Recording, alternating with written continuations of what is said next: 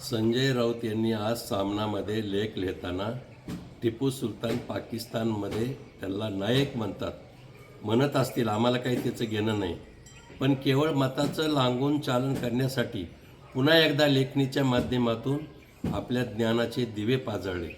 पण आज त्या लेखामध्ये त्यांनी हर्षवर्धन सपकाळ, ज्यांनी छत्रपती शिवाजी महाराजांचा अपमान केला, यांचा निषेध करण्याच्या बाबतीत एक शब्द लिहिला नाही. दुसरी गोष्ट, त्यांनी असं म्हटलं की भाजपानं टिपू सुलतानचं अनेकदा कौतुक केलं आणि वेगवेगळ्या मार्गाला नावं दिले. मला त्यांना सांगायचं आहे की भाजपाची स्थापना झाल्यापासून टिपू सुलतानचं समर्थन केलं नाही. कधी कोणत्या रस्त्याला भाजपाचा झेंडा खांद्यावर घेऊन आम्ही नावही दिलं नाही, आम्ही कोण्या चौकातही केलं नाही. एक गोष्ट खरी असेल की तत्कालीन काळात जे कोणी इतर पक्षात असतील काँग्रेसमध्ये, त्या काँग्रेस संस्कृतीप्रमाणे त्यांनी गुणगान केलं असेल, पण भाजपमध्ये झेंडा खांद्यावर घेतल्यानंतर कधीही टिपू सुलतानचं कुणी समर्थन करत नाही.